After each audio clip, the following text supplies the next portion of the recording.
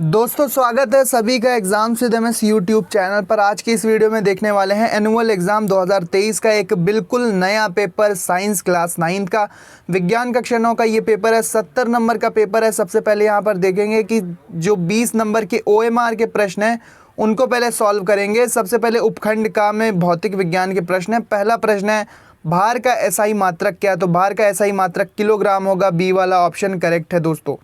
अगला है सौर परिवार के सभी ग्रह किसकी परिक्रमा करते हैं, तो सूर्य की परिक्रमा करते हैं। बी वाला विकल्प सही है कि सौर परिवार के सभी ग्रह परिक्रमा करते हैं, तो बी वाला ऑप्शन सही है, सूर्य की। ठीक है, तो ये बी वाला गोला आपको भरना है, काला करना है OMR पे। अगला है किसी वस्तु का द्रव्यमान सदा रहता है, तो किसी भी वस्तु का द्रव्यमान सदा स्थिर ही तो रहेगा, तो यहाँ पर पहला वाला ऑप्शन करेक्ट है। नेक्स्ट है कार्य करने की समय दर को क्या कहते हैं। अब ये मैं आप पे क्वेश्चन छोड़ रहा हूँ कि कार्य करने की समय दर को क्या कहते हैं। ऊर्जा कहते हैं, सामर्थ्य कहते हैं, दाब कहते हैं या फिर बल कहते हैं। ये आप कमेंट करके तुरंत बताओ दोस्तों। ये मत बताना भूलना कि आप ये वीडियो कहाँ से देख रहे हो। कमेंट में तुरंत बताओ कि आप वीडियो किस जगह से देख रहे हो। अगला प्रश्न है गुरुत्वीय स्थितिज ऊर्जा के लिए व्यंजक है, तो गुरुत्वीय स्थितिज ऊर्जा के लिए व्यंजक होता है MgH। गुरुत्वीय स्थितिज ऊर्जा के लिए जो व्यंजक होता है वो होता है MgH, तो सी वाला ऑप्शन हमारा सही है। M द्रव्यमान है, G गुरुत्वीय त्वरण है और H हाइट यानी कि ऊंचाई है। अगला प्रश्न है ध्वनि की चाल अधिकतम होती है वायु में, जल में, ठोस में या किसी में भी नहीं। तो ठोस में ध्वनि की चाल सबसे अधिक होती है, फिर द्रव में होती है और सबसे कम चाल ध्वनि की वायु में होती है, तो यहाँ पर सी वाला विकल्प सही है। ध्वनि की चाल अधिकतम होती है तो होती है ठोस में। नेक्स्ट प्रश्न है हमारे पास अनुरणन अत्यंत आवश्यक है। अनुरणन अत्यंत आवश्यक है झोपड़ी में, कमरे में, सभागार में या फिर महल में। इस क्वेश्चन का आंसर दोस्तों नहीं मिला है, तो इसको देख लेना। अनुरणन अत्यंत आवश्यक है कहाँ पर। अब उपखंड खा जो कि केमिस्ट्री के प्रश्न है, परमाणु के केंद्रक में होते हैं। परमाणु के केंद्रक में क्या होते हैं ये आपको बताना है, विकल्प चुनना है। परमाणु के केंद्रक में होते हैं, तो केंद्रक में हम जानते हैं प्रोटॉन और न्यूट्रॉन होते हैं। डी वाला ऑप्शन सही है हमारा। नेक्स्ट है हमारे पास परमाणु का धनावेश का गोला है। परमाणु धन आवेश का गोला है, ये किसने बताया था। रदरफोर्ड ने बताया था, टॉमसन ने बताया था, बोर ने बताया था या फिर उपरोक्त सभी ने। तो इसका सही उत्तर ये वाला होगा, डी वाला, उपरोक्त सभी ने बताया था कि परमाणु धनावेश का एक गोला है। नेक्स्ट है हमारे पास कैल्शियम परमाणु संख्या 20। कैल्शियम जिसका परमाणु क्रमांक 20 होता है उसकी संयोजकता कितनी है, तो हम जानते हैं कि कैल्शियम की संयोजकता 2 होती है। कैल्शियम की संयोजकता 2 होती है दोस्तों। ठीक है, अगला है यहाँ पर Al3 पॉजिटिव और SO4 2 निगेटिव से बने यौगिक का सूत्र है। अब Al पर 2 पॉजिटिव है और Al पर 3 पॉजिटिव है। Al यानी कि एल्यूमिनियम आयन पर 3 पॉजिटिव और SO4 पर 2 निगेटिव है, तो इसका अगर 2 गुना कर देंगे तो 6 प्लस इसका 3 गुना कर देंगे तो 6 प्लस, तो यहाँ पर सूत्र जो बनेगा Al2SO4 का होल थ्राइस एल्यूमिनियम सल्फेट बनेगा। पहला वाला ऑप्शन सही है, Al2SO4 का होल थ्राइस, ये वाला विकल्प सही है, ए वाला ऑप्शन करेक्ट है। अगला है आयरन का प्रतीक है। आयरन का प्रतीक यहाँ पर बताना है, आयरन का प्रतीक कौन सा है, तो आयरन का प्रतीक हम जानते हैं Fe होता है, तो यहाँ पर सी वाला विकल्प सही है, आयरन का प्रतीक होगा Fe। नेक्स्ट पेज पे चलते हैं और देखते हैं कि कौन से प्रश्न पूछे गए हैं। अगला प्रश्न है हमारे पास कि किसी यौगिक के 1 मोल में अणुओं की संख्या होती है, तो ये होती है 6.022 × 10⁻23, जिसको एवोगैड्रो संख्या कहते हैं। तो यहाँ पर डी वाला जो ऑप्शन है वो है 6.22 × 10⁻23, तो डी वाला विकल्प सही है।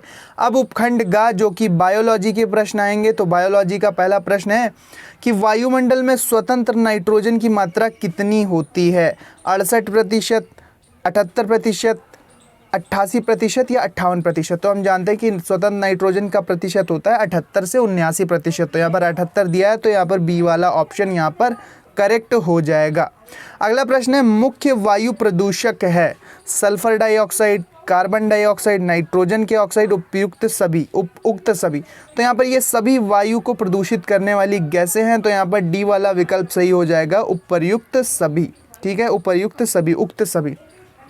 नेक्स्ट हमारे पास मानव जाति में टाइफाइड रोग उत्पन्न करता है, तो सैल्मोनेला टाइफी नाम का जो बैक्टीरिया होता है वो मानव जाति में टाइफाइड नामक रोग उत्पन्न करता है। तो यहाँ पर ए वाला ऑप्शन सही है, सैल्मोनेला टाइफी। नेक्स्ट है हमारे पास निम्न में से द्विबीजपत्री है।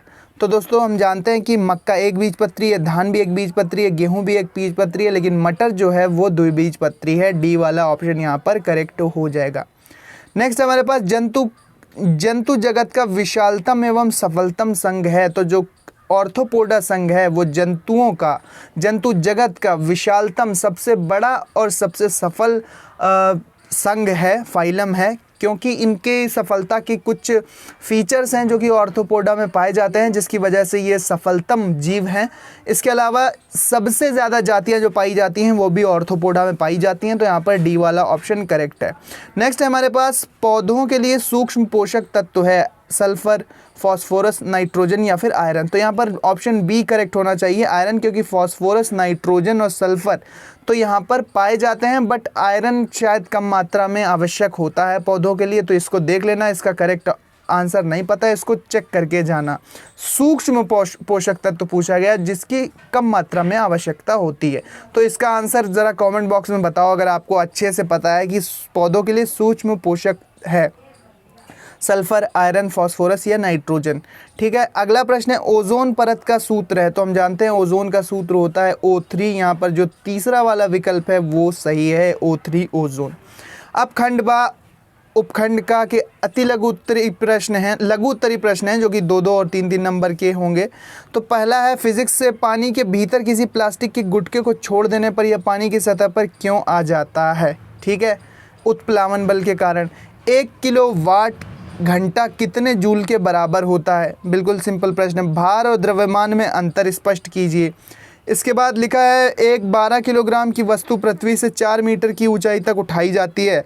वस्तु में स्थितिज ऊर्जा की गणना कीजिए। जी का मान 10 मीटर पर सेकंड स्क्वायर लेना है। सामर्थ्य की परिभाषा दीजिए, मात्रक सहित लिखिए। इसके लिए आवश्यक सूत्र भी लिखो। तो सामर्थ्य की परिभाषा, जो शक्ति होती है उसकी परिभाषा, मात्रक और आवश्यक सूत्र लिखना है। तरंग की चाल, आवृत्ति तथा तरंगदैर्घ्य में संबंध स्थापित कीजिए। उपखंड खा जो कि केमिस्ट्री के प्रश्न है। पहला है द्रव्यमान संरक्षण का नियम क्या है? तो द्रव्यमान संरक्षण का नियम है कि द्रव्यमान को ना तो उत्पन्न किया जा सकता है और ना ही नष्ट किया जा सकता है, बल्कि इनका स्वरूप बदल जाता है, रूप परिवर्तित हो जाता है। 2 ऊर्ध्वपातन पदार्थों के नाम बताइए। ऊर्ध्वपातन क्या होता है? जब कोई पदार्थ ठोस से बिना द्रव में बदले सीधा गैस में परिवर्तित हो जाता है, यानी कि ठोस से सीधा गैस में बदल जाता है, तो उसको ऊर्ध्वपातन कहते हैं। ठीक है, ऊर्ध्वपातन कहते हैं। कब होगी ये घटना? गर्म करेंगे जब हम ठोस को। तो ठोस पहले किस में बदलना चाहिए? द्रव में बदलना चाहिए, और द्रव के बाद फिर गैस में बदलना चाहिए। लेकिन कुछ पदार्थ ऐसे होते हैं जो होते तो ठोस है लेकिन बिना द्रव में बदले सीधे गैस में बदल जाते हैं, तो इसी घटना को ऊर्ध्वपातन कहते हैं, सब्लिमेशन कहते हैं। एक तो होता है आयोडीन इस तरह का पदार्थ, और एक होता है कपूर। कपूर आपने सुना होगा, कपूर भी इसी प्रकार का पदार्थ है जो कि ऊर्ध्वपातन का गुण दर्शाता है। चलते हैं नेक्स्ट पेज पे और देखते हैं कि कौन से प्रश्न पूछे गए हैं। इस पेज पर पहला प्रश्न है मिश्रण के प्रकारों को उचित उदाहरण द्वारा समझाइए। तो सामांग मिश्रण, विषमांग मिश्रण लिख देना। निम्नलिखित यौगिकों में विद्यमान तत्वों के नाम बताइए। तो देखो इसमें कैल्शियम है, ऑक्सीजन है, इसमें हाइड्रोजन है और ब्रोमीन है, इसमें सोडियम है, हाइड्रोजन है, कार्बन है और ऑक्सीजन है, इसमें पोटेशियम है, सल्फर है और ऑक्सीजन है। इसके बाद लिखा है रदरफोर्ड के प्रयोग का चित्र बनाइए, इसके निष्कर्ष लिखिए, अथवा थॉमसन के परमाणु मॉडल की व्याख्या कीजिए। अब उपखंड गा है जो कि बायोलॉजी के प्रश्न है। तो पहला प्रश्न है पशुपालन से क्या लाभ है? ग्रीन हाउस प्रभाव क्या है? ग्रीन हाउस प्रभाव क्या है? एक ये प्रश्न पूछा गया। एड्स का पूरा नाम क्या है? तो एड्स का पूरा नाम आपको पता है तो कमेंट में पूरा लिखना, लेकिन इसका नाम होता है एक्वायर्ड इम्यूनो डेफिशिएंसी सिंड्रोम। इसको हिंदी में कहते हैं उपार्जित प्रतिरक्षा अपूर्णता संलक्षण। उपार्जित प्रतिरक्षा अपूर्णता संलक्षण, एक्वायर्ड इम्यूनो डेफिशिएंसी सिंड्रोम। ठीक है, अब नेक्स्ट है प्रश्न, एनेलिडा के जंतु ऑर्थोपोडा के जंतुओं से किस प्रकार भिन्न है। बड़ा अच्छा प्रश्न है 3 नंबर में। इसके बाद वर्टिब्री यानी कि कशेरुकी प्राणी को विभिन्न वर्गों में बांटने के आधार पर व्याख्या कीजिए। नहीं आता प्रश्न तो प्रकृति में कार्बन चक्र का सचित्र वर्णन कीजिए। कार्बन साइकिल पूछा गया है। तो ये पूरा पेपर था। उम्मीद करते हैं आप समझ गए होंगे। इसी तरह के पेपर आ रहे हैं अलग अलग कॉलेज में, तो देख लेना, मॉडल पेपर की तरह सॉल्व कर लेना, आपके कॉलेज में आ सकता है। इसका PDF आपको टेलीग्राम चैनल पर मिल जाएगा। टेलीग्राम का लिंक डिस्क्रिप्शन में है, वहाँ पर जाओ। जैसे ही आप ज्वाइन करोगे तो वहाँ पर सारे PDF आपको मिलते रहते हैं। थैंक्स फॉर वॉचिंग दोस्तों, मिलते हैं अपने नेक्स्ट वीडियो में। उम्मीद करते हैं वीडियो आपको पसंद आई होगी। लाइक कर देना, दोस्तों में शेयर ज़रूर करना। थैंक यू, मिलते हैं नेक्स्ट वीडियो में।